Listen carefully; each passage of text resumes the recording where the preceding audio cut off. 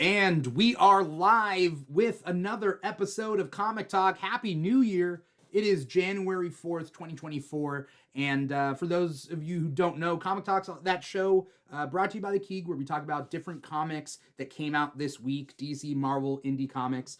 For those of you who don't know, new DCs come out on Tuesdays. New Marvel and Indies come out on Wednesdays. And we're here on a Thursday, January 4th, 2024, to talk about everything that we read this week. I'm your host, Dimithri Perera, and today we got two new guests on the show today, both of which are awesome. I wasn't going to say like, oh, one's awesome and one's not.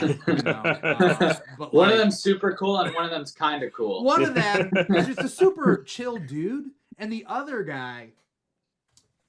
He's here too. Yeah. You got to fill that in on your own. We got another guy, you know? Yeah. You may know him as Two-Turnt Tony Stark, which is a mouthful. We got Payton. Payton, what's up, man? Not much, dude. Just glad you had me on. Glad I got to hang out and everything. Appreciate obviously the opportunity to get on here and talk comics. I kind of do it for a living, but I never get tired of it. So I mean, if you're getting tired of you gotta find something else to talk about then, right? Like, what would you switch to if it wasn't comics?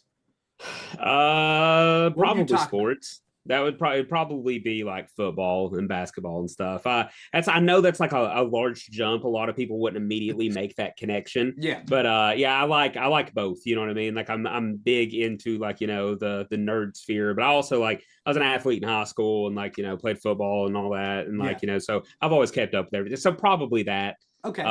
If I had to do something else, but I don't think I'd ever want to, Right. Well, good. I'm glad you're here because I don't have a sports show for you. So yeah, no, I appreciate it. Payton, thanks so much. We also got Josh. Josh, what's up, man? Comicbookdirect.com. Yeah, that's right. Yeah. So I'm Josh. I own and operate comicbookdirect.com. Website where you can buy comics, trades, figures, whatever. Subscribe to different series, get great discounts. We got awesome deals all the time. So yeah, dude, thanks for having me. Yeah, great meeting you out in LA. I'm glad that we're able to reconnect here online. It's super, super dope. Thank you. Yeah, I mean, it's one thing to connect online, but the fact is, like, running across you guys in person, I thought was cool. Yeah. And sure, it's at a Comic-Con. It's not like, oh, we ran into each other at Starbucks or whatever. But right. Yeah, there's a reason we're both we're all there. But I'm glad to have you guys on here. Josh, you run Comic Book Direct. I'm surprised you read comics because all the comic shop owners that I know, they're always like, yeah, I don't have much time to read, and I'm like, well, yeah.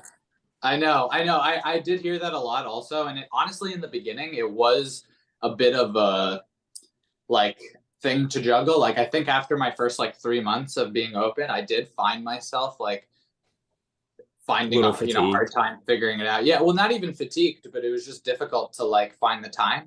Yeah. But honestly, after getting more involved on social media and TikTok and stuff and being more involved in the community that way, and everybody's talking about the books that came out this week and stuff like that, it really made me okay, yeah, let me keep up with everything that I want. And honestly, dude, I'll read, I'll go to bed and I'll bring my fucking stack, and my wife is what are you doing? And I'm like, go to bed, I'm reading right now. And I'll read 10 books. Yeah, exactly, that's right. I'm doing market research, babe. No, but I'll read. No, and yeah, and I'll read I'll try to read all my week's issues over the weekend before they come out, because I get them early, obviously. Yeah. Just so that I'm ready, because then during the week I am very busy shipping everything, marketing, stuff like that. So yeah. I'm with you. I mean, it's I don't know why am I doing this show? I'm doing this show every week. And I started the show because, I started this show specifically because I'm I've been reading comics for decades now, right? And so it's okay, all that research, all that education, hopefully it's gonna pay off by just having this show. But really, I'm reading more comics now for this show, almost out of obligation, than it was before. I thought I would just be reading the same amount, but this show, because the guests rotate, but I don't, I have to keep up with like everything. Is that like, have you gotten a little fatigued with reading at all? Like, do you ever have to find yourself pushing to read the comics, or like, are you still just as invested in them as you were like when you began it? I guess I'm invested in a different way, because like it used to be just for enjoyment and just for like me and like my friends like in a parking lot till like 5 a.m. talking about just rando things, right? But now it's a little bit more structured, and so I'm a little fatigued by the structure. Right. But I'm not pessimistic about the industry, if that's the question. Yeah. You know? Well, I think that when you do something like this, and like you said, you kind of feel an obligation. Yeah. I do think that you can like fall out of love with the media a little bit, but at the same time, even in moments where I've had to read a lot because of something I'm going to cover or whatever, I have to like, even if I'm a little tired at the end of it and been like, man, I just read like 20 issues of something, I really don't feel like talking about it right now. Yeah. I'm still like, what, like, this is what I'm doing for a living. You know what I mean? Like, or this is something that I get to do. Like, be for real right now. You know, like this is fun, you know? I guess there's another layer of like homework that I have to do for this stuff. So now we just restarted the Keeg website. So I'm trying to like write articles myself with some other people, but like I'm at least trying to be responsible for my own articles, which means now I'm adding one article a week to my plate, which means splitting my article in chunks and writing it. And that has been a lot because it's about what I'm reading this week. So I have to go back into the comics that I've read and then remember what happened to write an article about. So it's tough, but hopefully it's worth it for anyone out there who wants to check out thekeegshow.com. I would like to say it's still under construction. It's a work in progress, but it is what it is. I'm throwing this question out to you guys. Do you have any comic book related New Year's resolutions? Read more, read less. Well, I mean, I don't know what else you might have, Payton, but him and I were actually just on the phone like 10 minutes before we got on the show with you. And we started a podcast, Payton and I, when was the first time we shot? Like in November? Probably, maybe October. October, I think, actually, yeah. Yeah, it was right before New York Comic Con. So, and we've done 6 episodes so far, and we've got to talk to awesome people. It's been great, but we haven't really been like full force on it. So, we were actually just talking on the phone about how, like, what we want to accomplish this year with the show, how many guests we want to have, what kind of guests we want to have, what kind of show we want it to be, all that cool stuff. So, I mean, that's more of an industry, I guess, related thing, but it is comic related because we're just talking about comics and shit. So personally, I would say I want to write probably 10 issues. So that's something that I mean that's going to be a little bit of work, but I've got my own book coming out and everything, and then I want to really sit down and force myself to get 10 completed scripts out this year. And then also I want to try and read more. I read a lot as it is, but I try to consume as much of the medium as I can, But no, definitely the writing is probably going to take more of a forefront in my mind going forward, Yeah, for sure. My New Year's resolution isn't necessarily read more or read less. It's just split my reading up, right? Like some books I'm gonna have to just read on the weekends, and I won't be able to talk about it on the show, right? Right. Books that I really want to talk about, but I'm like, I can't read it between Tuesday and Wednesday, and then get to Thursday, I just can't. And that's okay, So part of my New Year's resolution is kind of splitting it up along the week. But I mean, we all read a lot of books this week. Oh yeah. Regardless of who is on this show, anybody on this show reads way more than most people, because most people read Yeah, that's fair. But like we all read way too many comics. I got way too many to read too. That's what's crazy is like I got way too many to read as well. Like I mean, I pull probably 10 books a week, I'd say. Yeah. And then I'm like in my mind, I'm like, oh, I'm gonna have a way to keep up with all of this, and I never do. I end up getting weeks behind, and it's tough. I try to binge on the weekends. if I can. But now it's a little tough. 2024 is going to be a lot of work. 2023 was a lot of work, but 2024 is going to be a lot of work. What'd you guys read this week? So, Payton, why don't you start if you got your list already up? So no, I read Batman 141, which I was really excited about. The Fall of the House of X by Jerry Duggan, #1. That's been the culmination of the whole Fall of Krakoa era that they've been pioneering. I read Fantastic Four #15, Ryan North. He's absolutely killing it with that. Let's see here. I also read Captain America #5, JMS. I'm really big on that one. And there's one more that, let's see. Did you get to Vengeance? Yes, Vengeance of Moon Knight. That's what it was, #1, which I've loved Jed McKay's run. I hated to see it end, you know what I mean? But McKay does this thing when he kills a character and then he just keeps writing the character under a new run, Yeah. He did it with Strange. He's doing it with Moon Knight now. But so those are my 5 that I got to read before the show. All right. Yeah. Josh, what do you I did Batman 141, Amazing Spider-Man 41, Doctor Strange 11, Fall of the House of X #1, and then we also got Miguel O'Hara Spider-Man 2099. Okay. Silver Surfer Rebirth Legacy. Okay. #5. Sorry. And then Thanos #2. And Vengeance of the Moon Knight #1. All right. Both you guys Moon Knight fans? I'm obsessed with specifically Jed Mackey's run. Yeah. And his Doctor Strange run. Like I think he's one of the most underrated or just at least not talked about enough writers out there. Yeah, no, he wrote honestly what I would consider what he just ended, that 30 issues maybe would become the definitive run on Moon Knight. Okay. Agreed.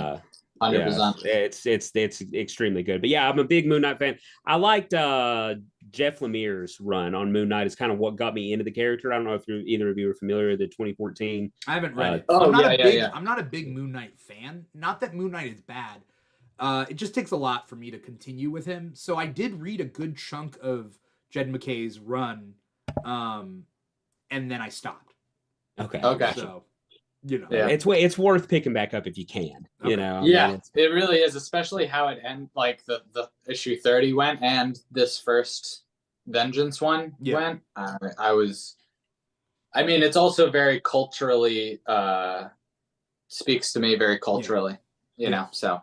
All right. Very good. I want to shout out Carson 442007 out on Twitch. What's up to Carson out there? My lists, again, I read too much, and then I also get sad that I don't read everything that I wanted to read. Yeah. That whole list. But then part of my list depended on me catching up, and I was like, I can't catch up.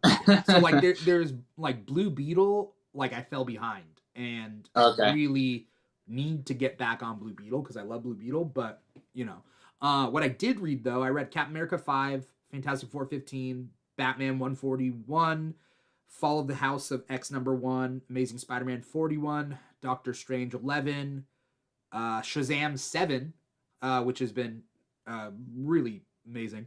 I read part of Marvel Zombies Black White Blood #1, and then I read Titans Beast World Tour Atlantis, and Kneel Before Zod #1, Superman 78 The Metal Curtain 3, and Beware the Planet of the Apes #1. Now, all of these, some of these are obligation, and I have asterisks on some of these, but it is a lot. But I decided to read my DCs on Tuesday this week, and so I was just like, I'm going to read Beast World Tour Atlantis #1. But that was an obligation. Yeah. I understand that. I don't know. I have my thoughts, but so I most of the tie-ins for the Beast World have been generally pretty good in my opinion. There was one that I was like, what is happening? And I've talked to other people about it, and said the same thing to me, so I'm glad it wasn't just me. Uh-huh. Which was the Waller Rising issue. Okay. And it wasn't like, because some books are like, oh, the art was really distracting, but the writing was fine, or the writing was fine, but the art's really bad. This one was just I was like, I couldn't make heads or tails of what was going on the entire time. Yeah. But the rest of them, I've enjoyed pretty much. Yeah, because they got World Tour Gotham City.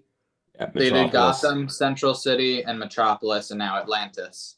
Yeah. And actually, no, Central City was another one that I was kind of just like, okay. Yeah. Like, yeah. I don't know. I think the main Beast World title is like fairly good. It's not amazing. Yeah. But Yeah, like, that's where I I'm think- at with it. This is what I keep saying to people, and I'm sorry if I'm talking over you again, but I keep saying that it's like Tom Taylor is trying to do Deceased, but in main continuity, because it's pretty much just Deceased. like a With zombie furs. outbreak Yeah. sort of thing. Yeah, it's just a zombie outbreak, and they're dead, but they're not dead, and they're being taken over. Yeah. And Yeah. it's Batman is one of the It's just first ones. And Furries instead of, So Yeah, you're zombies. saying That's zombies. Deceased, but like I think it's more like the toy tie-ins of Teenage Mutant Ninja Turtles in a way, where it's just like what toy can we make where like, okay, Batman is a wolf, Nightwing is a dog, Right. Damian is a cat, and we can release these toys. And I'm sure at some point McFarlane Toys is going to release the Oh, animal yeah, hybrids of all 100%, these yeah. characters. Yeah. To me, it seemed like a gimmick. But I'm okay with a gimmick if you can tell a good story out of a gimmick. Like, Yes, use a yeah. gimmick, tell a good story. Like Deceased, I thought told a good story. I like Deceased. Yeah.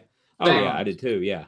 yeah, like, no, I'm not I'm saying either of them are I'm bad. generally Yeah. pretty positive on Tom Taylor myself. Yeah. You know, I mean, there's not For sure. not a lot of stuff he's written besides like Personally Injustice, but that I didn't really care for. You Yeah. know, but that's just because I'm a big Superman guy. You know. Yeah. I mean, I love Superman. I don't blame Injustice for the downfall of Boy Scout Superman or whatever, right? Like, I love Boy Scout Superman. I Right, don't blame yeah. Injustice for it. I do a little bit, Yeah. just a little bit. It's because the video game games. first, though, right? It's The the video games, game yes. first. Yeah. Then Tom Taylor had to write the story for it. Right. Yeah. So it's the game's fault more than anything. And then, you know, I mean, a little bit of throw a little Zack Snyder influence in there with Man of Steel. And then, you know what I mean? Like, I think that's more of the decline of the proper image of Superman. And then, you know, well, I mean, Superman's coming back up. It's a Superman renaissance right now. Hell yeah, man. I love it. We're living in some of the greatest times of being a Superman fan, you know, I mean, and it feels great to say. But for sure. I mean, Joshua Williamson's killing it. PKJ just wrote what might be one of the greatest runs on Action Comics ever. Yeah. You know, we got My Adventures with Superman. We got, you know, James Gunn's Superman Legacy coming out, man. Yeah. I'm super excited. Superman and Lois. Did you say Superman and Lois? Yes, yeah. Superman and Lois. I forgot about that. Yeah. Yeah, dude. No, it's a great time to be a Superman fan, dude. Yeah. Oh, for sure. I've been a big fan, and I'll get to my or we'll get to our picks, but like I like the idea that DC is expanding into families of heroes. Yes. And I think the reason is that like DC can't pretend like, oh, the DC universe has been around just for 5 years, like they did in New 52. They have to be like, well, to have history, to have legacy, to have family, you have to have like time. Yeah. And so, okay, the Justice Society coming back has been, I love the new Golden Age stuff. Yeah. You know? Yeah, no, I love I don't know if you've kept up with Mark Waid's World's Finest at all. That's like kind of set. Mark, I will read anything with Mark Waid. Same, dude. I love Waid. Yeah. You put Dan Mora art with that, Oh, yeah. and my God, dude. Yeah. But yeah, so that's been super fun. I've loved just everything kind of set back in that time period. I think it's really cool. Yeah. And he, like you said, he's kind of adding history to this current day, you know, DC universe. Yeah.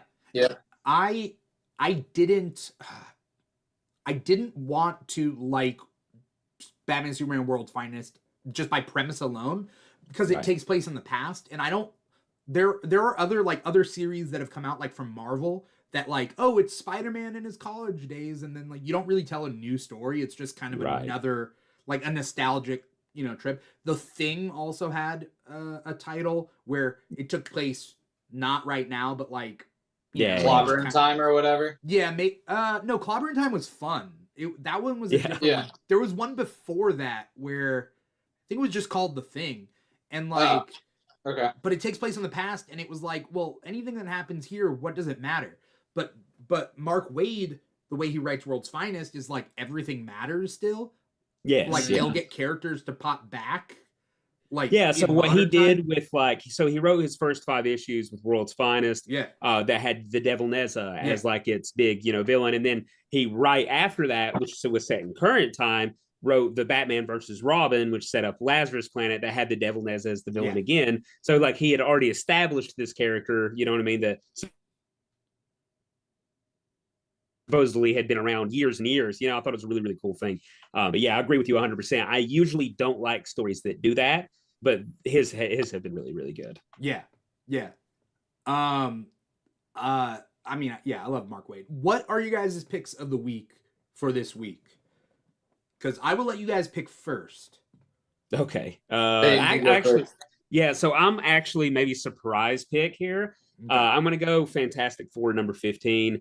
I really liked Ryan North. For one, it had an Easter egg in one of the panels, I think like maybe on page 5 for the Scrubs TV show. It was Scrubs on TV in the background. Yes. And I'm a big Scrubs fan, so I was like really excited about that. But I didn't notice that. Yeah, no, dude, it was really cool. I tweeted at Ryan North and he confirmed it. So like, cool, yeah. It's kind of like when the Office appeared in, was it Superman, Batman, World's Finest? Was it? It was in Nightwing. It was in Nightwing. That's right. Yeah. But so there was that, and then like I've been a big fan of Ryan North's run in general, and then he had a really complex and interesting storyline with the Mastermind or whatever. Sorry, I'm gonna there we go. That way we can show it on the live stream. Okay. Scrubs the show is in the back. Yeah. So anyway, so I thought that was a cool little Easter egg. But where was I? But I loved like the whole storyline that he created with the Mastermind, and he actually made me feel sympathy. Metamind. Yeah. He actually made me feel not to be confused sympathy with for this thing. Right. Blue guy. But sorry, continue. No, you're fine. But just he actually made me feel some kind of sympathy for this like almost artificial intelligence kind of thing. And I thought it was written really well. I thought it did Reed a lot of justice. And I like Reed as a character that I feel like a lot of people give Reed a bad rap. And it brought the kids back. And I think that's something that, the Fantastic Four in modern day need, Yeah. Josh, did you read Fantastic Four 15? Are you reading this current I didn't, run?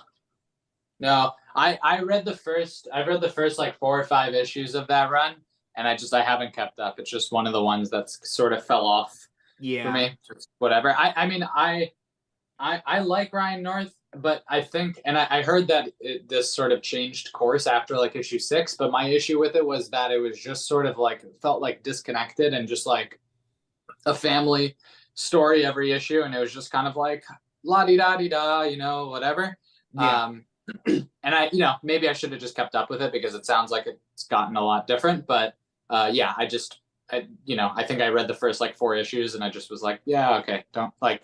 I would love to read it again, like later. I'll probably pick it back up, but like, it just like wasn't something that is like super, important for me to stick with. That's all. Yeah, I mean, I love this series, but in the beginning, it was a little tough for me. Because each story was focusing on a different character. And so that tells me that the people buying it monthly won't know what to expect every single, like, anytime. If they have it on their pull list, will they know what's going to come up? Not really, right? And so for me, those first 5 or 6 issues, whatever that first arc is, it's more like, okay, catch it and trade. So, it's all kind of because it's honestly like almost the first 4 at least are almost like 4 one-shots. Yeah. You know what I mean? Yeah, like exactly. It doesn't feel like a connected story. I mean, there are obviously seeds that he plants that are like, for the payoff down the road. But like, definitely the first 4 issues of that series did feel a little more disjointed because, as you're saying, it's like they're focusing on each individual member as opposed to like them as a family, and then you kind of have to piece together what they have. And that's sort of why I dropped it off. Like I had just come off reading Dan Slott's Fantastic Four run, where all of the issues on that were very, family centric, family oriented, and continuous. Right? And continuous, yeah. Exactly. So that's all. This issue, I would say, is one of the best of the 15, if not the best. I mean, the other one, I'm trying to think of like another one that's just really good is the old lady. I forget. She's like in a town run by Doombots. Yeah, so that was Yeah. like number 3. I think It no, was like number 2 3 or was 3. John. I read that Yeah, one. so it was 2. Yeah. Yeah. And I really like that one, other than the fact like, yeah, it's all kind of self-contained and whatnot. But Right. this Well, still, one, I mean, I loved number 1 because it was self-contained and about Ben. You know what I mean? And Ben and which Alicia. one was Yeah. that one? Which one was the number one one? So number 1 is like they go to this 1940s town, like accidentally Yeah. Ben and Alicia stumble into it, and they keep repeating the same day over and over. But it's got like a really, really emotional payoff. It's not like a great superhero cape shit story, but it's a really, really heartfelt story, and it was a really good like emotional journey with Ben and Alicia. But yeah, so it's great for standing on its own. But you know what I mean? Like it's not like conducive to and so was the Doombot one. So was the Doombot one. All of them were good by themselves, but I was like, I'm looking for a story here. I don't know, like, you know what I mean? Almost I'm looking for a almost like he wants to write for like Twilight Zone, and he has like exactly. He has all these episodes of Twilight Zone written, and he's like, oh, never mind. I guess I'm gonna do one shots. No, he it's funny though because he is like he's like a STEM major from college, so like he gets super into the science of it all with Reed and everything. That's cool. So yeah, and it does after like issue 5, I think he gets a lot more, you know what I mean, cohesive. Yeah, I mean as far as like the story whenever the family get back together. Actually, maybe after issue 7 when Doom makes his presence known, which also was a really good fun issue. I thought that was funny. That's also the 700th issue of Fantastic Four Legacy. Like which is insane. Yeah, I mean the only reason Fantastic Four doesn't have more is because they go on so many hiatuses. Yeah, at least nowadays in the past 20 years. Yeah, well, I mean, after Secret Wars, Lord, I mean, they were gone for like 3 years, our time.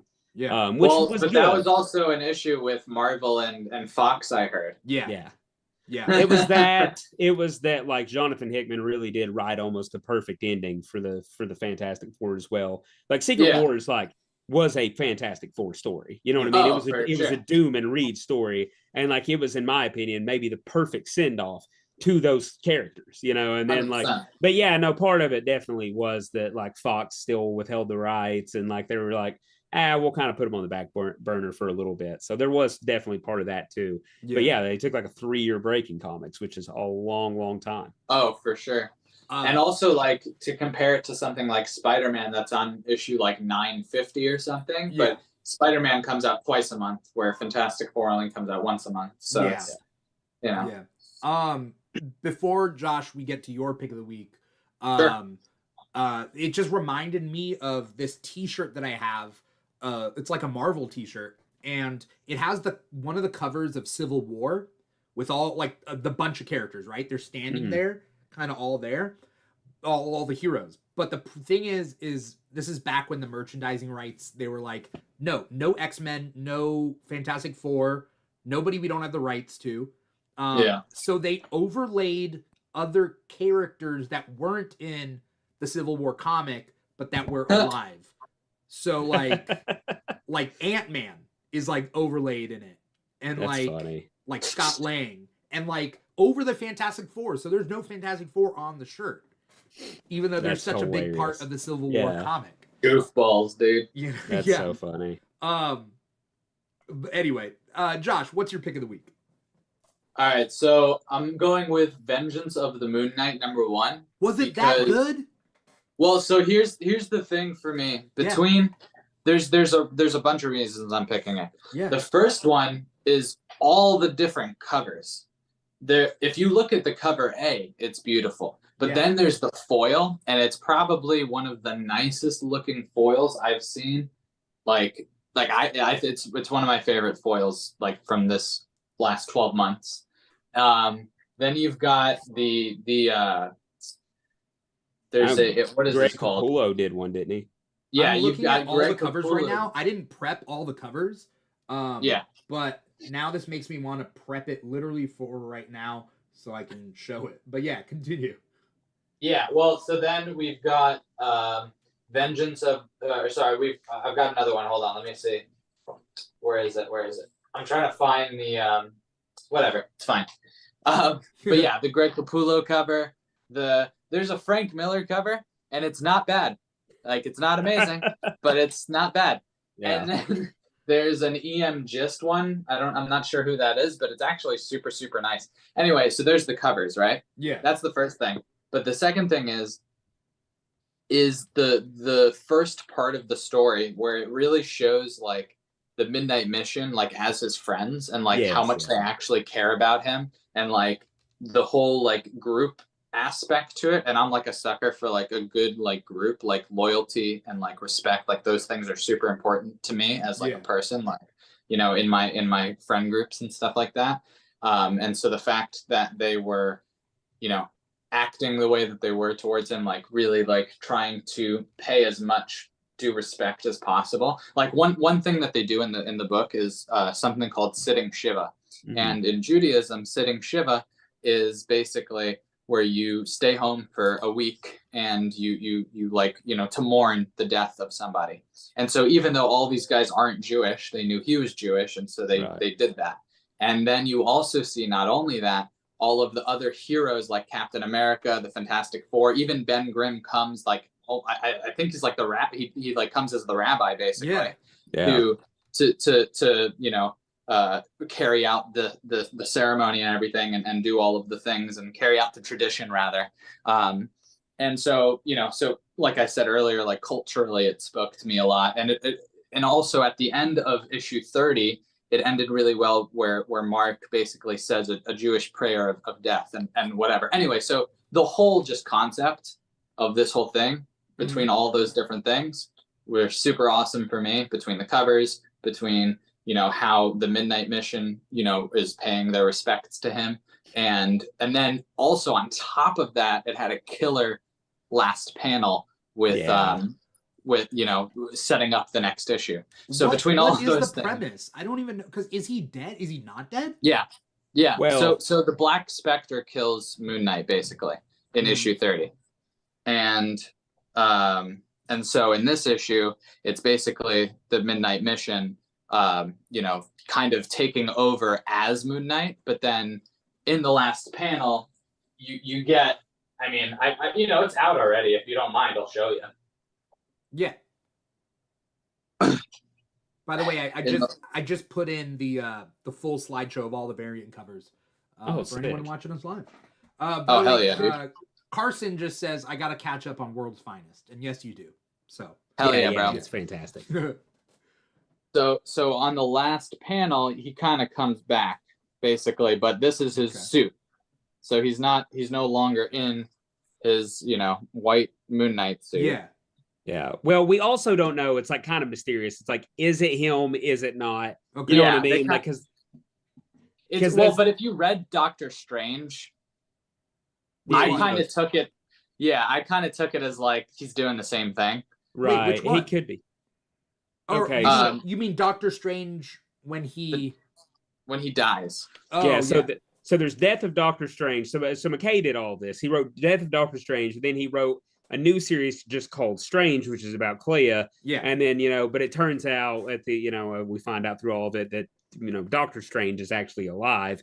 And then, you know, so that 10 issues ends, and then he starts his next run, which is, you know, the current Doctor Strange run. But he's not just alive. And also that he's technically, he's alive, but he's also not a slave, but he's sort of stuck as the like, what do you call it? The Grim Reaper, essentially. Yeah, essentially the Grim Reaper.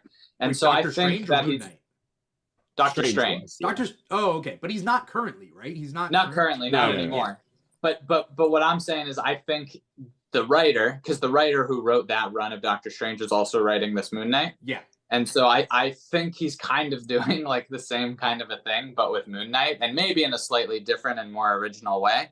But so it seems like it's the same Moon Knight, but it might not be. It's like ambiguous at the end. Yeah. But then if you look at the cover of issue 2, also a very cool like scene there, which is teased at the end of issue 1. So for all of those reasons, yes, it's number 1 for me. Absolutely. Pick. Okay. Mm-hmm. All right. Again, I'm not a big Moon Knight fan, but I'm not a hater. So it's more like, okay, what's the premise right now? Like, I like to keep, If you track of like what's going on. Yeah, if you go back if you don't want to read all 30 issues, like I would if I were you, but if you don't want I to, think I that's read up fine. to like 15, so I'm only I'm halfway. Oh yeah, dude, I'd finish then I would just read. I would just read from there on. But for anybody who hasn't read any of it and they just want to like kind of get caught up, I would start at 27 and then just come forward. That's the whole death of or last days of Moon Knight. Yeah. Okay. Yeah, that whole thing. Yep. Okay. Cool. Yeah. My pick of the week. I mean, if it wasn't gonna, it's not Shazam 7, but Shazam 7 deserves a shout out, and I'll go over why later. But my pick of the week, just because I gotta, is Fall of the House of X #1. That would have been my pick if not for Vengeance. I don't know what the next age is going to be. Like after the Krakoan age, I don't know what's to come, and I'm afraid of that. Yeah, me too. Because I don't want, just like I'm afraid of X-Men in the MCU. They're just gonna pile them all back in the mansion. They're like, hey guys, they can't go back to the, like, I love the mansion stories. Like I love the stuff leading up to before Age of X-Men, before everything, like before that. I love the like teaching in the mansion. Maybe there's 2 schools. Like I love that whole like schism part. Like I love X-Men in and out. Like X-Men is like my #1. When it comes to Marvel, X-Men's my #1 by far. Yeah. DC is very close second to X-Men just as a whole. But like this one, at least, like I know that they're finishing off a story and they're finishing it off with a bang. I don't know what the next story is, but like right now, at least they know what they have to do to close it off.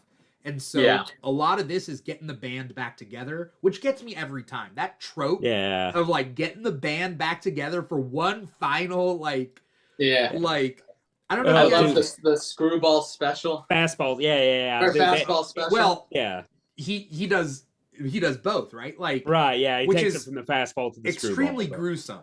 So the fastball special is Colossus throwing Wolverine at an enemy, but in this, the Colossus throws the enemy at Wolverine to be skewered.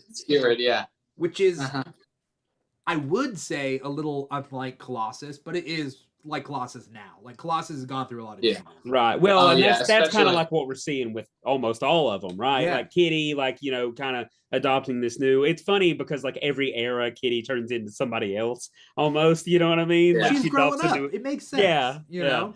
But she goes from a pirate to she's a ninja now. But anyway, like and I know she's got a backstory with Ogun and all that, but it's just cool like seeing how she's became a lot more dark and gritty, you know what I mean? Like as far as like I love the new Kitty. Like that's one of my favorite iterations of her.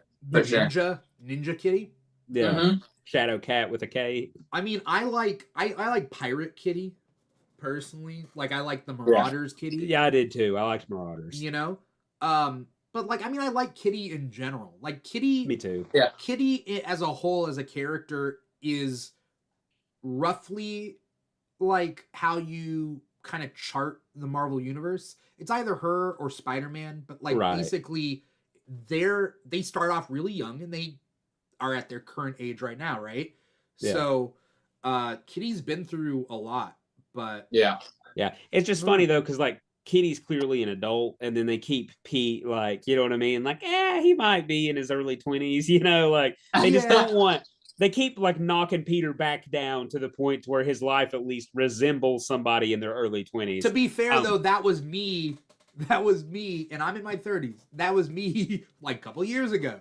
I got you. Like, if you're judging me by my life a couple years ago, then it's like, dude, are you in your 20s? And it's like, no, I'm just stunted. So that's kind of what Peter is, because they're afraid of like giving Peter a life that moves forward, right? Yes, yeah. But they gave up which is so fun. Which I loved.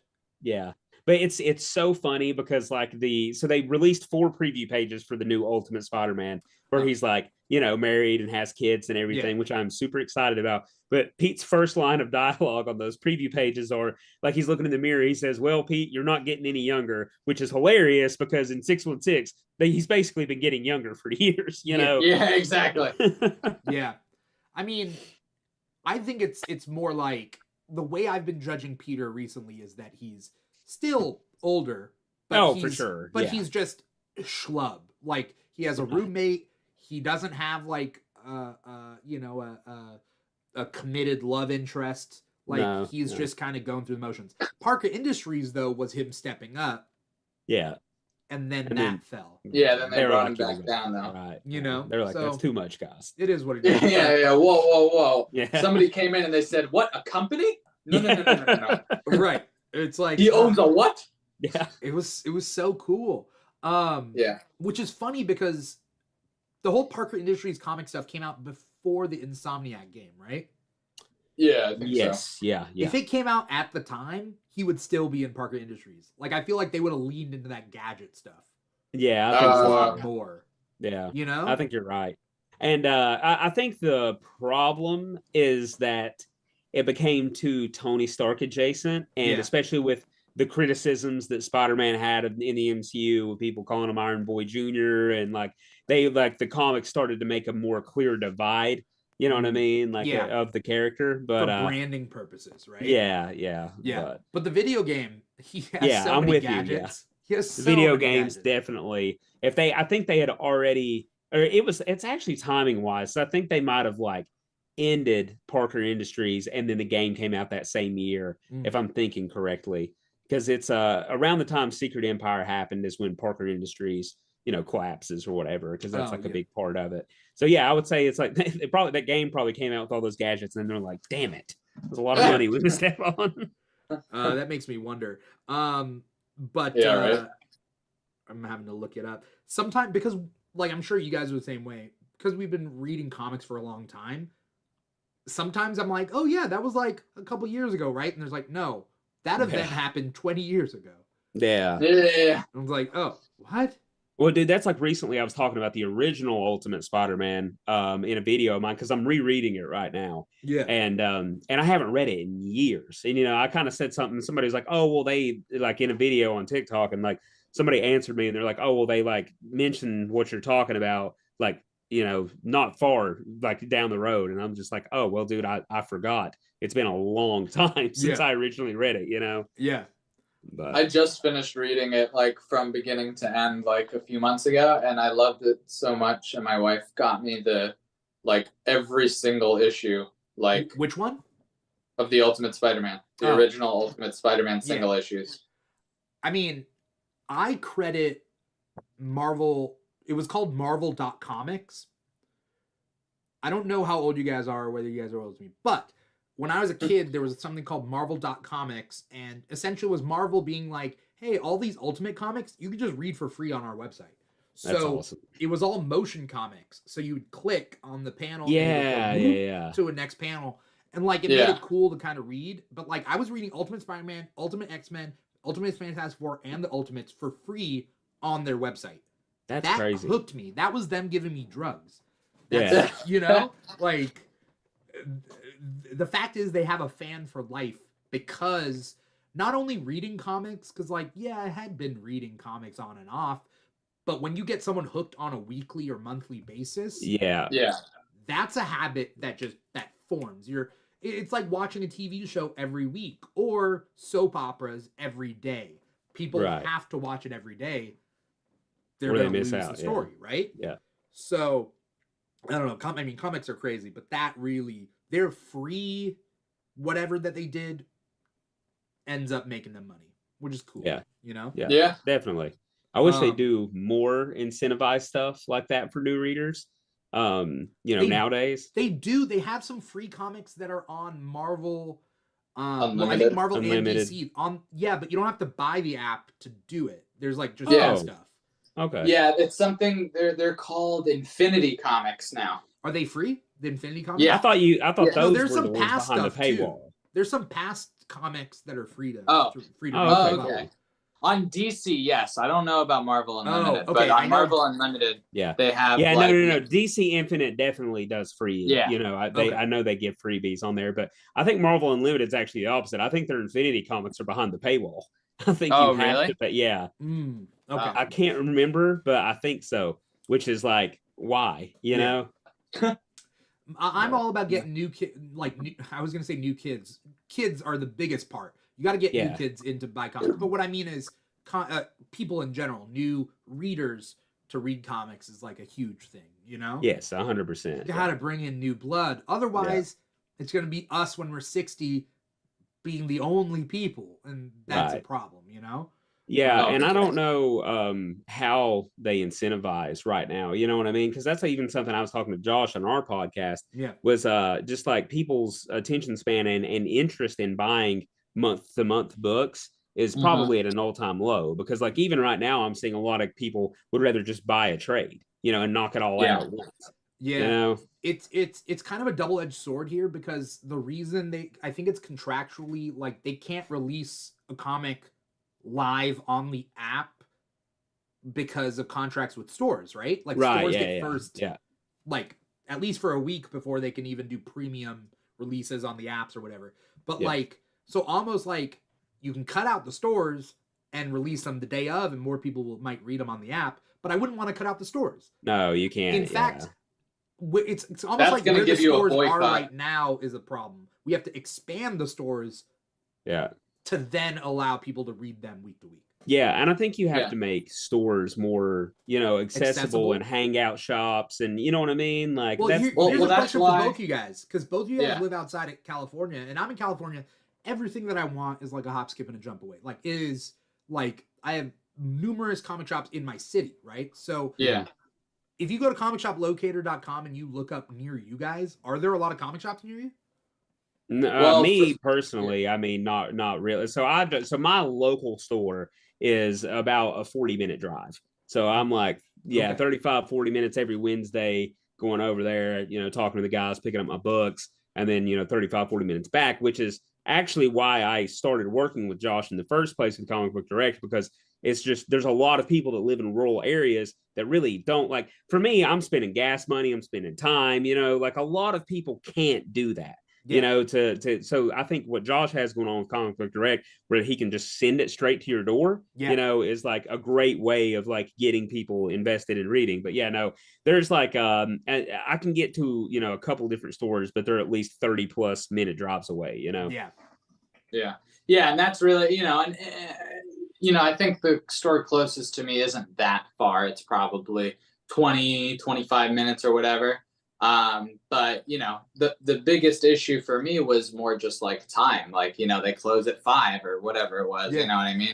And so it was like, and then so I started looking into online solutions, and yes, like there's other websites and people that do, you know, sell comics online and whatever, but nobody was doing it the way that I would have wanted to do it, or how I would have, you know, as a customer, like would have wanted to experience it. So I mean, I pretty much just, you know, I set it up the way that I would want, you know, to get it as a customer. We have a texting line, so you can text us if you have questions or need help or whatever.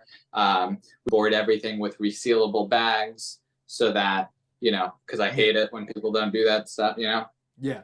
And we ship everything with, you know, bubble wrap bags, and then I actually custom made boxes for shipping comics, so you know, and stuff like that. So anyway, my point being, it's really like, you know, that's the whole point, that's the whole reason why I made Comic Book Direct, was so that people who don't have easy access to shops or whatever, or don't know where to start, and they don't want to go ask the guy at the shop because he's kind of a snob, right? Let's face it, sometimes they are. You know, and so that's why we're here, is because we can help people, you know, find out where to start, what trade to start with, what issue is a good jumping on point, whatever. You know, that's really like the whole premise of the business and the store. So I mean, getting it to people's doorsteps, that's huge, right? And exactly, and especially in like rural places. Because totally. I was talking to a friend from Tennessee, and she was just telling me how like she has one comic shop near her that's not that close, and the guys there are dicks. So exactly, what do you do? You lose like a comic reader for life, you know? Right. Yeah. Well, hopefully not. And that's the thing. too is like even at like my story, and I love the guys that I talk to there and everything, but like there's only one dude who's like over the comics, and unless he's there, you're not really going to get an answer from anybody else. You know what I mean? The rest of the guys are like over the cards or over the figures, and like they just don't know, you know. So I mean, there is like, and there's been times even like I went in and I was like, hey, where's like the Hellfire Gala? I was like, I don't see it, and they're like, oh, we didn't order it, and I was just like, oh, Hellfire you know what Gala, I mean? it's like the biggest X-Men event. I was like, it's the biggest event of the year, you know. I mean, so it's so it's just stuff like that does get a little aggravating. But again, you know, like that's kind of why I teamed up with Josh and did his social media stuff, because I was like really behind. I was like, that's a great idea, you know. Yeah. Speaking about behind, we got to catch up on the rest of the books. But also shout out again to Carson, because Carson's always in our chat. Carson says, because I think this was in response to like what comes after the Krakoan age for X-Men. And so Carson says, X-Men New Golden Age. They did announce like the next X-Men thing, which is starting in June or July this year. I don't What's really it called? know. They haven't announced the name yet, right? I thought they did. Let me see. Maybe to comicbookdirect.com they did. And if you got an inside scoop, got an exclusive. You know? Yeah. I mean, if I get a really good name, and this is illogical, but if I hear a really, really good name for whatever the next age is, I don't even need to know the premise.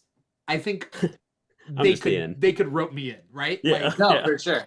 Well, so it says X-Men from the Ashes. I don't know if that's okay, I've heard that. Yeah. Okay.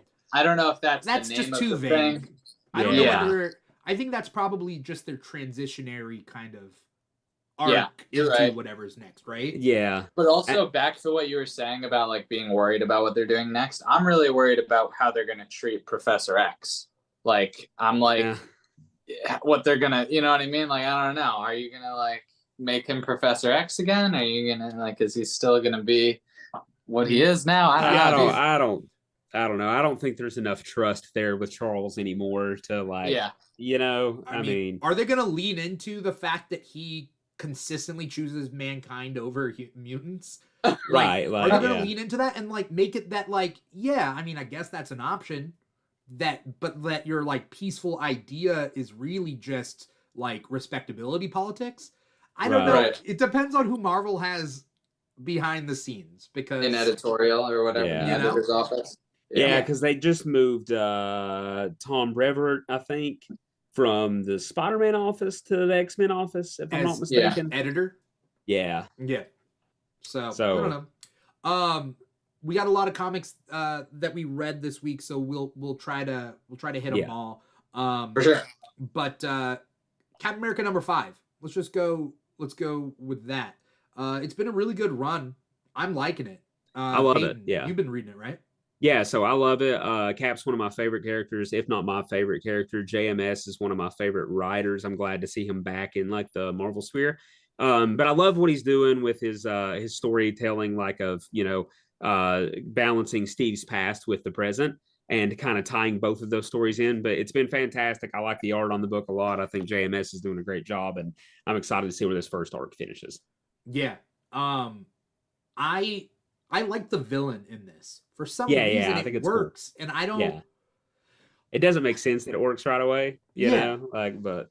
Yeah, no, I agree. I think it gives Cap something new, which is kind of hard to do, you know? Yeah. And the flashbacks have been really good. Yeah, they've been really good. Josh, you reading this? I started reading #5 last night. So that's why I didn't say that I read it, because I didn't finish it. Yeah. I was super invested 1 through 3. Uh-huh. #4 lost me a little bit. With the Doctor Strange doll? Yeah. Okay. Yeah. And then I was hopeful for #5. Well, not just that, but also, I don't know, it was just like not as exciting to me for some reason. Like it was just a little bit less entertaining. Is 4 the one that starts off with Cap testing the emissary with the shield? That's what I was thinking. Is that not the big like fight where he gets blown into the water, or is that 3? Because I love the idea, and I have yet to do a TikTok video on it, but that Cap does something where he tests the level of an opponent. Yes, that was really, really cool. I like that a lot. But he gauges, he has like, so his shield is a gauge. He's like, he has one move that he goes to kind of assess everything in an instant with his Yeah. shield. Oh Yeah, yeah, no, that that's was really right. cool. That was 4, I think. Then at least I it think starts that off good because that Yeah, that it starts beginning off part on was a really very, Yeah, very no, fast-paced note. like most of the run I've been very happy with, but Yeah. I don't know. This one just like this number 4 kind of just was like, okay. I don't know. Yeah, I wasn't that's fair. super hyped about it. Yeah. And then no, I'm sorry. This is number 3. That's the one where he tests the shield. Okay. I was looking at the wrong, unless it was.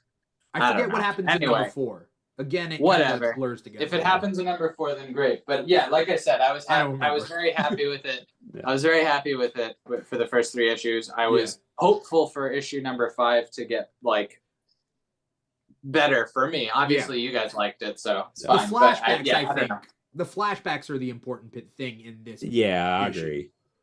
You know. Yeah, that was the thing that I did like, because I was like, I like seeing where Cap is coming from. Obviously, but like, the little stories and stuff build his character. Yeah, I definitely. mean, we know how Cap starts, yes, but this flashback takes place like pre-Super Soldier Serum, Yes. pre-World War II even. Yeah, and you see him like be anti-Nazi, like, you know what I mean? Before like, the war starts. Right. Yeah, and that's something that like, we have almost historical erasure of, is that, America was kind of dangerously close to being on the wrong side of history. Yeah. You know what I mean? People don't talk about that, and for good reason, because we want to be like, hey, we were the good guys, but we set out of the war for a long time for a reason. We could have gone the Nazis' way, right? Like, right.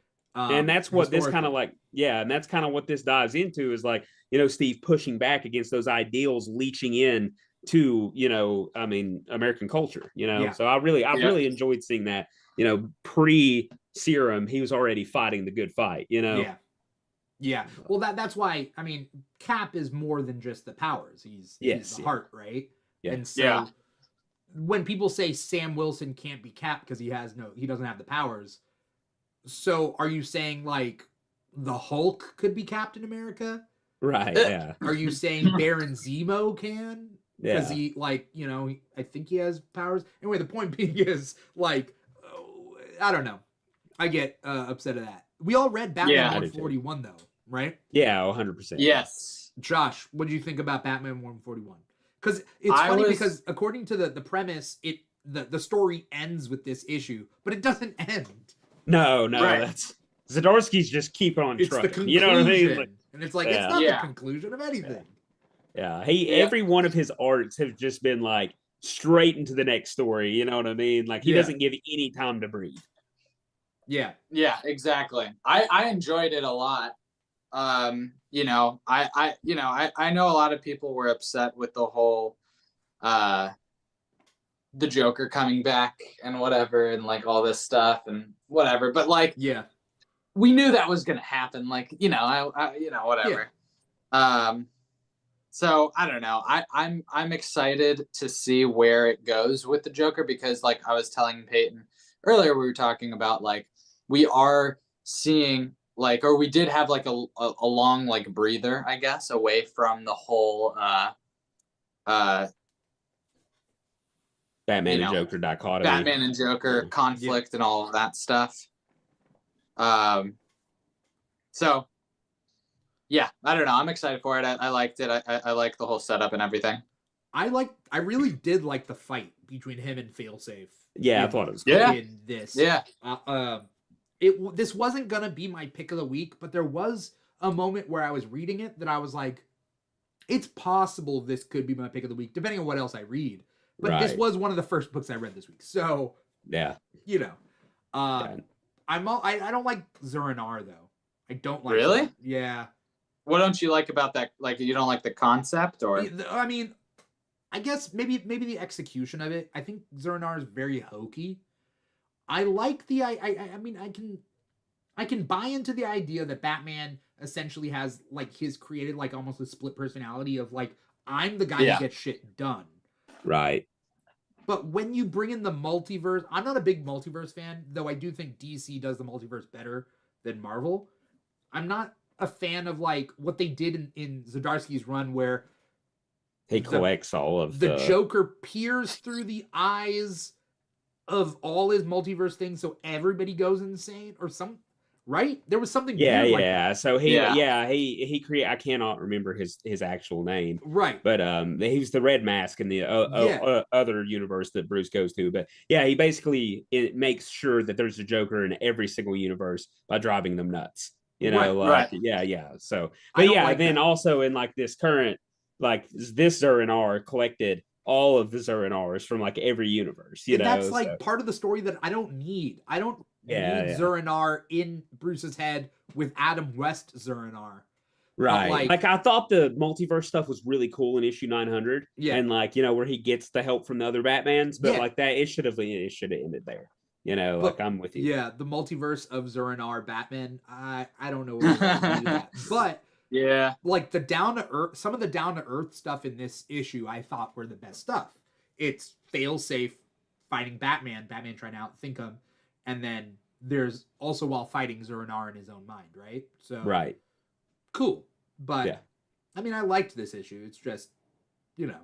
Yeah, I get it. I'm with you. This was more to set up the next run with the Joker year 1 or whatever. Yeah. Which I'm interested for. I liked the backup comic that was in this Batman a couple like issues ago or whatever, where it takes place in the past where Joker first meets Zur-En-Arrh. Mm-hmm. And like I kind of liked that kind of retcon, but I don't know. We'll see. Yeah. We'll see. We'll see. I mean, I think that it'll be an interesting like take. I don't know if Zdarsky's written anything with Joker yet, really, right? No. I mean, unless you count the multiverse stuff with that other, you know, the Red Mask guy, you know. I guess that's technically the Joker, but I don't think it's really the Joker. But I don't know. I think because I think it'll be a cool thing to see because I really like how Zdarsky portrays does his characters, so I think it'll be cool to see what he does with Joker. I trust that he'll land on his feet. Oh, for sure. Same. You know, but who knows? Are you guys both reading the gang war stuff in Marvel? I'm not. I'm not caught up. Okay. I like it. I really like it. I do like gang war. Weirdly enough, I wasn't sure if I was going to. Also, I don't like the name. It's too. There's also been gang wars like in Marvel. Yeah. Before. You know what I mean? Like, this isn't the first time they've done a gang war. Right. No, and I think that's kind of probably on purpose, but what I really wish they would stop doing, my only problem with it is they're giving Mary Jane like her own issue. Okay. And like a jackpot. Yeah, well, it's a tie-in, but it's not just about Mary Jane. If it was just about Mary Jane as Mary Jane, I'd be like, all right, whatever. Yeah. I don't know why you're doing that, but fine. But they're giving her jackpot, where like her powers, you know? Yeah. And I'm just like, what are we doing? Why? Like, I still don't get jackpot. How does that work? What is her power? Because she was jackpot originally, like after One More Day. Right? No, she wasn't. No, there was a different jackpot. That's what I was gonna say. Yeah. Yeah, no, these powers came from the Raven dude, right? Like in the it was from it was from Rabin or whatever. It was after she came back from the other dimension with Paul or whatever. Oh, and even then I was like, all right, well, I don't know what we're doing here, but fine. Yeah. And then I stomached it for those few issues of Amazing Spider-Man because I was like, whatever. Yeah. Hopefully they'll drop this. And then they just didn't. And then they made Mary Jane and Black Cat a 5-issue mini, and I didn't read that because I was just protesting it. Yeah, no, I actually liked that. That was. Oh, you did? Okay. I didn't read it, so I don't know. Was Jed McKay, the guy that does Moon Knight and Strange and all that. And he wrote a Mary Jane and Black Cat one shot that took place like during the Spider-Man Beyond era, and I liked his characterization of them. So like that was actually pretty good. And Mary Jane like pretty much doesn't use her powers the entire time. You Yeah. know, I mean, it's like not a big But part of it. again, so then why are we giving her powers? Well, She that's doesn't what need like powers. exactly. That's Exactly. what like she's her own character. Let her be a character. Like she doesn't have to be a superhero. Right. And it's just because they're like, we don't want her with Peter. They're gonna force her away from Peter every chance that they can. But they're like, she's such an established character. What do you do with her now? You know, I'm sure there's some editor that's saying that they're not going to give solo titles to anybody who isn't a crime fighter. Oh yeah, I'm sure. Not about powers or not, but that they have to fight crime. Like, you're not getting a J. Jonah Jameson series. Right. Yeah. Yeah. Even though that they would have, be cool. That would be cool. They gave Mary Jane a 5-issue mini a couple of years ago. I like that. Is that the Hollywood one? Yeah. Where Mysterio comes in and he wants to make a movie. Yeah. I liked that one. Yeah. But yeah, I'm with you. She doesn't need to be jackpot. Like, yeah. Right. I mean, I don't know. I liked I'm liking Gang War, and I like Amazing Spider-Man right now. Weirdly, like, hot take is that I've been saying it for the past couple weeks. My hot take is that Zeb Wells isn't to blame for the shitty Spider-Man stuff that's come out recently. Yeah, I think editorial stuff. I think it's editorial pushing multiple things. They're like, hey, Miss Marvel has to be in this, and she has to die by X date. Yeah. Pun not intended, but makes sense. But she has to die by X date. And it's like, because the Hellfire Gala is coming up. She has to die and have enough time to be reborn.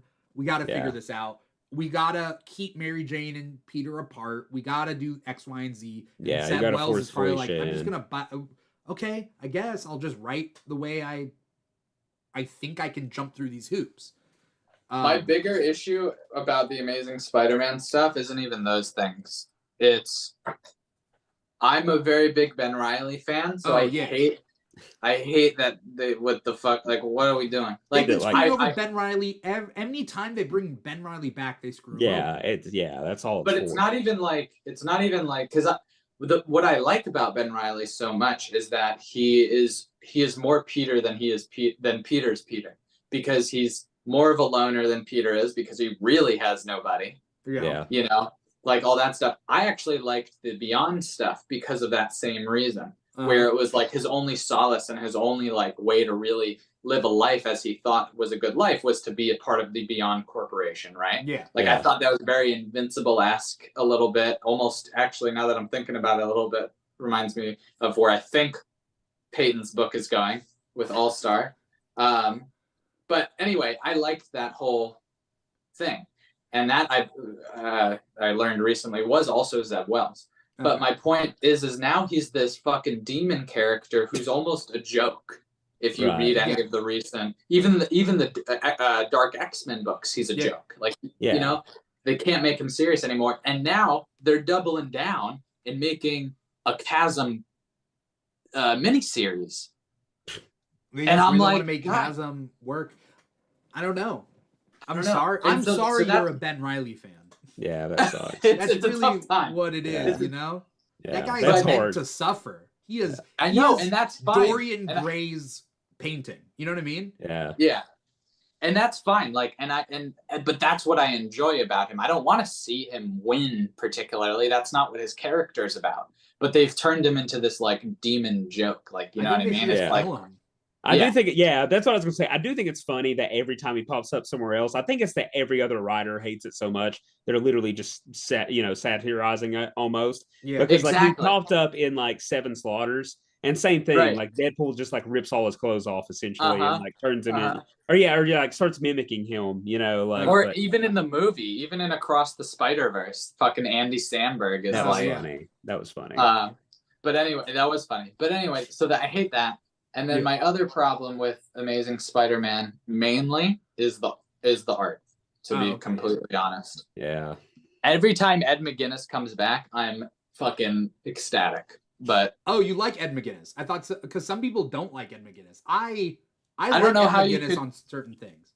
You don't like him on certain things? I do like him on certain things. So like I liked him on like Superman, Batman, Public Enemies, that book years ago. And that's where I'm like, okay, he has very action figure like muscles and stuff, and I like that. So I really, weirdly enough, not everybody agrees with me. I like Rec Rap. I like Okay. Rec Rap. I like Rec Rap because he's an original character, though. Like, if they tried to make, like, I don't know, like, it's pretty much what they did to Ben like Reilly. bring back He's not an Spider original Side and character. turn him into Rec Rap. Yeah. Yeah, exactly. Or Right. they took, like, you know, Kane and made him Rec Rap or something, Right. then I would be like, what the hell's going on? The thing But- about Ben Reilly, though, is that, like, remember when Kane had his own book and then Kane turned good? And then Yeah. Ben Reilly came back from being bad after Clone Conspiracy, and he was Yeah. trying to Right. be good. And the whole series, Yeah. he was good until the final issue, he turned bad. Yeah. Yeah. And then you're like, what? What was the whole point of this? Right. Well, let me clarify. I'm a 90s Ben Reilly. Yeah. But, It's like, a very specific iteration of every character. time you think they're going to fix Ben Reilly, they are like, nope, joke's on you. He's turning bad again. Yeah, he's evil.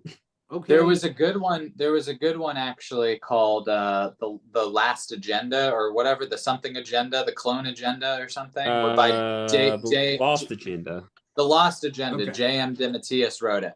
And that was actually like a 5-issue, self-contained, you know, Ben Reilly story. It was nice. Yeah. All right. Carson, I see you out in the chat. Thank you so much. Anyway, Doctor Strange no. Let's go to Miguel O'Hara, Spider-Man 2099. We got to actually get through everything real quick. So we'll just like do one sentence. No. It's not anyone's fault. It's what happens with this show. Yeah. I personally did not give this a shot because I don't care anything about Miguel O'Hara. So I like Miguel. I've been out on Miguel since they replaced him with another Miguel. So wait, what? Really? Care. Yeah. He's like the original Miguel that we'd followed from like the 90s that came into the to the main universe and everything. Like during the Nick Spencer run, they have this reshaping of 2099. And that Miguel is like on an island with his girlfriend and baby. And then this Miguel is just a different dude. It's just like Miguel O'Hara. They've got a new 2099 now. Oh, okay. Yeah. Cool. So I don't care about this guy. Yeah. All right. Wait, so who read this one? I read this one. Okay. I did. I read it. Was it good or not good? I think it was interesting. Like it's an interesting premise. I don't know if you read even the synopsis, Payton, but it's basically a Marvel Zombies 2099. That's pretty cool. Okay. Yeah. So it's actually pretty good. I'm kind of a and sucker it's not for like Marvel Zombies. So yeah, I was not gonna read it until I read the description, and then I realized what it was, and I was like, oh, actually, this could be good. And it features Blade, which is cool. Oh, okay, yeah, that is cool. And it does also follow the if you've been keeping up with the 2099 stuff, which obviously you haven't been, but if you had been, the other minis that they've done, it follows those minis. Like it's not like self-contained. Like it might as well be an ongoing, but they just like take 3-month breaks for whatever reason. I just don't like the 2099 timeline. Like if it comes to Marvel Futures, I like the Spider-Girl future, whatever it's called, the MC. It's not MC squared. Is it MC2? Yeah. MC2. Okay. Yeah. I like that one better than I like 2099, but that's just me. Speaking of Blade and zombies, I only read part of Marvel Zombies Black, White, and Blood number 4 or whatever it is. Yeah.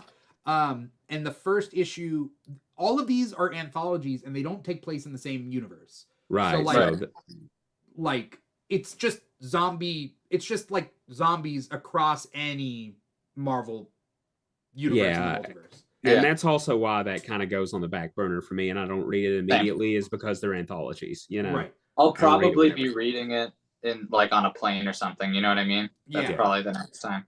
Yeah. I wanted to shout out Shazam number 7. Mark Waid is writing Shazam, and Shazam is just really good, and the art is really good.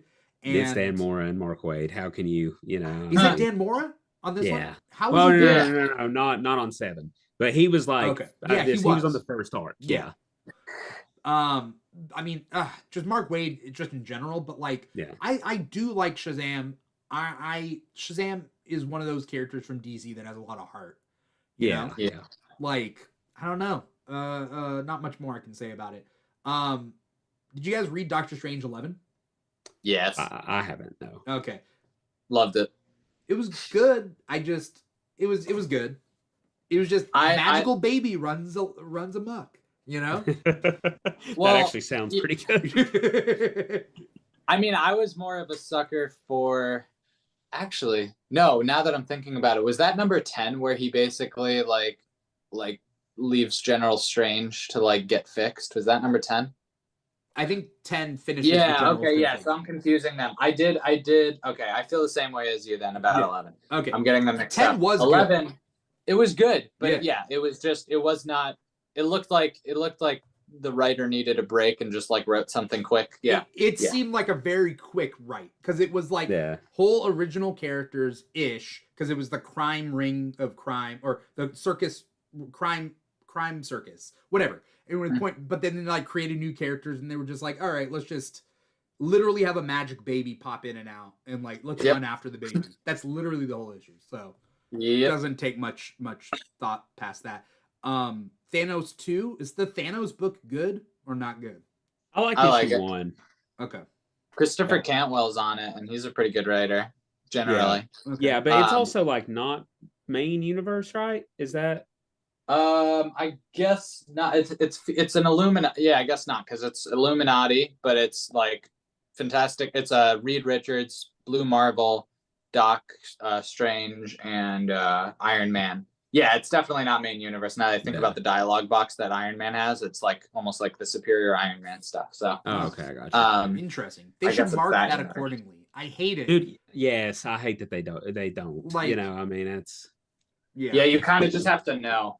Yeah. It's a little annoying, Yeah, but yeah, like because that's not the Illuminati of the 616, right.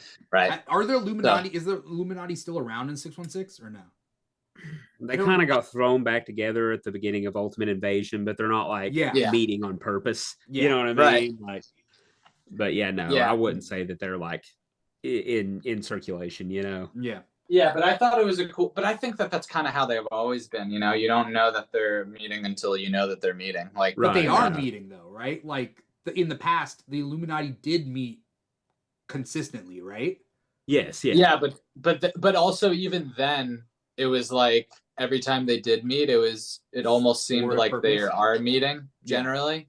Yeah. But like you, Well, and just then they never tell also you. like retcon it in where they're like, Right. you know what I mean? It's like though Yeah. they've actually been doing this for years. You know? Exactly, that's what I'm saying. Yeah, it's like even when they first start. But yeah, I really liked Thanos number 2. You get a good fight between the Hulk and Thanos, you know? Yeah. Whereas like if you're, you know, an MCU fan, and it was also kind of goofy at the end. Thanos starts like driving a car. Like it's All like right. the Thanos helicopter. Yeah. uh-huh. All right. Yeah. I don't know. It is one of those ones where it's like it's definitely a fun story. It's not like Right. it's not like this is world changing, like universe bending, like whatever. I'm definitely having a good time reading it. Okay. Cool. I think I just have the last stragglers. Titans Beast World Tour Atlantis. There's a couple of stories in this. The Garth story is not that good, but actually the better story is Vixen, Captain Boomerang, and this new character Deadeye hunting down Black Manta, who's been turned into a huge manta. Oh, that's cool. Which Makes sense. I like the synergy that way. When Manta is Manta, like Cheetah, like should be a cheetah, but like Yeah. Batman is a wolf. Yeah. Okay, Yeah. all right. Yeah. Robin's a cat. Like- You know, instead of a bird. Instead of a bird, right? Right. They should have done that, and Yeah. so, but I think they just wanted to be like people would rather draw like dog versions of the Bat family than bird. Yeah, I mean you that's know? what like I swear to God they just made Damien a cat just so they could like recreate the meme with him.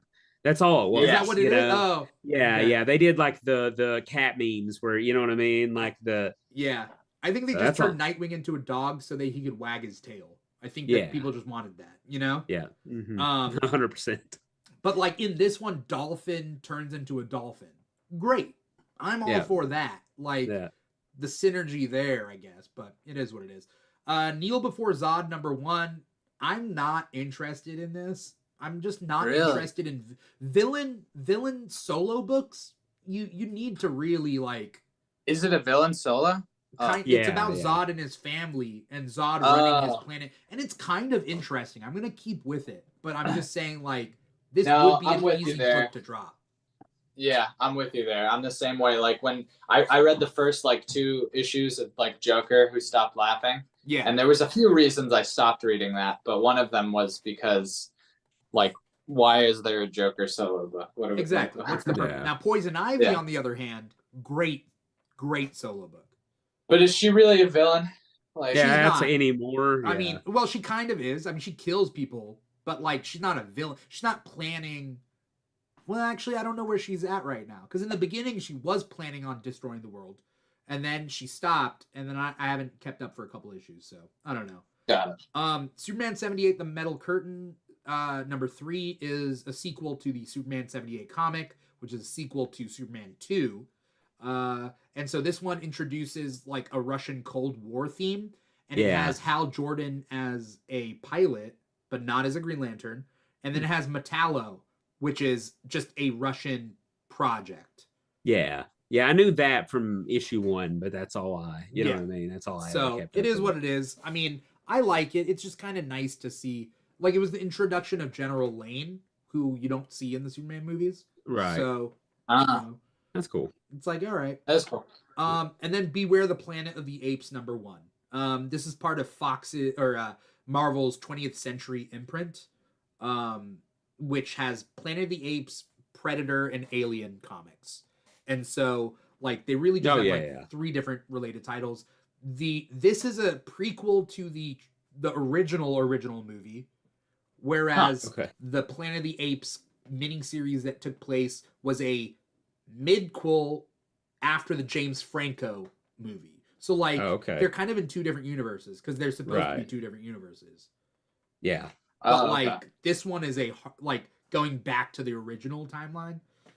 I don't know. I'll probably drop this one because I don't have an emotional attachment to the original movies. I do to the recent 3 that came out.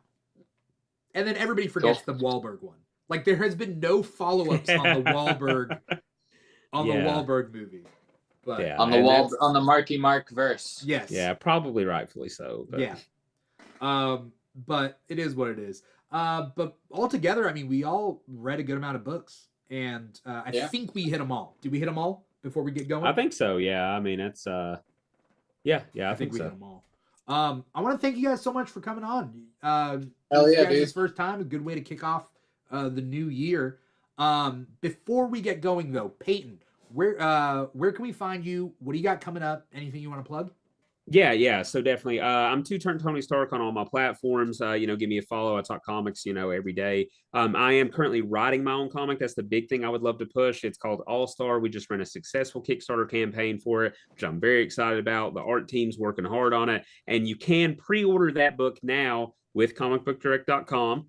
So, if you didn't do the Kickstarter and you didn't get it, pre-ordered that way, you didn't miss out. And we're going to do pre-orders through Comic Book Direct. So that's the big thing we're wanting to push right now. But I'm very excited. It's my, first, crack at writing, like at my own comic. Getting it published is awesome, What's the premise of it?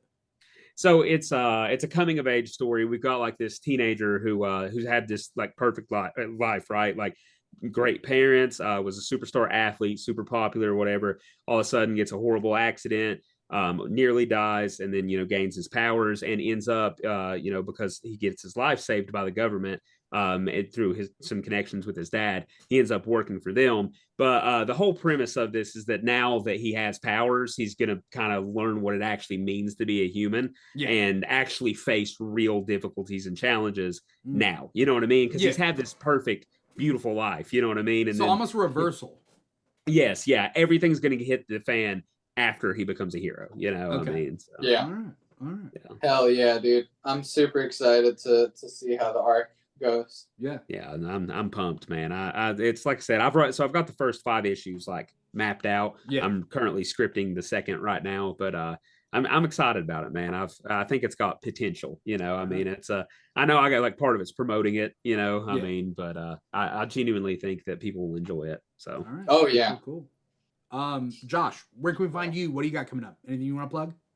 Yeah, for sure. Yeah. So you can find me on Instagram, TikTok. You can find the business more specifically, I guess. I'm also on those platforms, but comicbookdirect.com. very simple. On Instagram, unfortunately, we have to have comicbookdirect.com one for now, just because whatever, somebody already had the other one that they don't use, so working on that. But TikTok, we're comicbookdirect.com, Facebook, comicbookdirect.com, Instagram, comicbookdirect.com one. All in one place where you can buy comics, trades, subscribe to series. If you subscribe, you save. If you're a member, you get even more savings. We've got customers who save up to 30% on their books every single month. So, if you're looking for deals, if you're looking for convenience, we're here.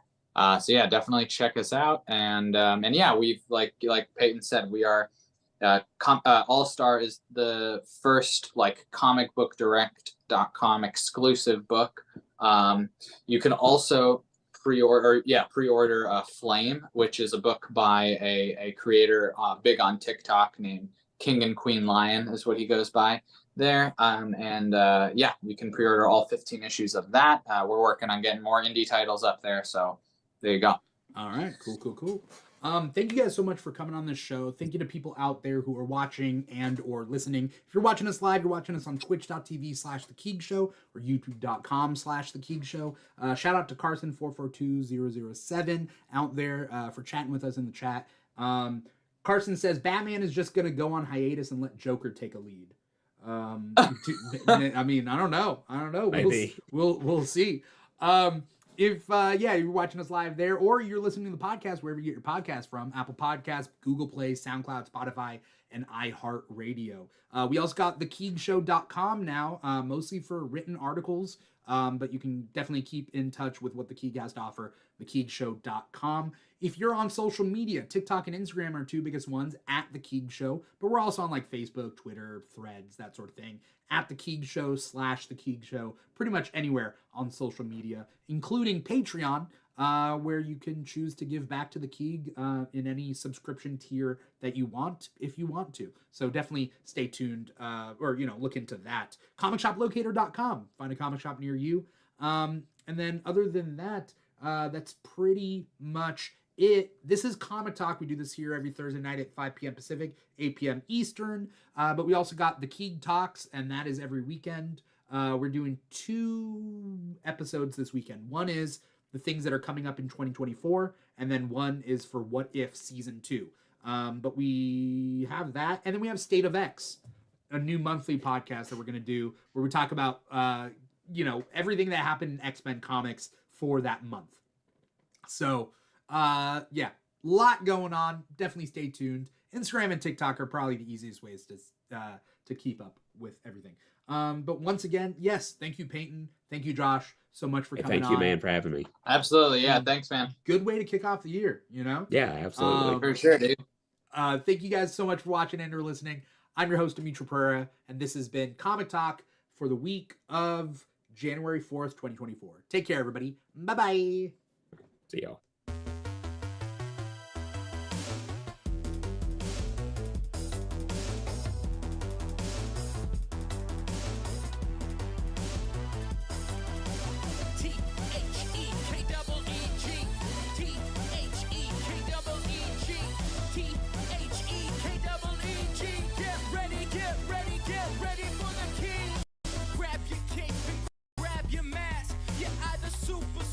Super fast, gotta beat the boss and get the loot, cause it's the King, and we got geek news.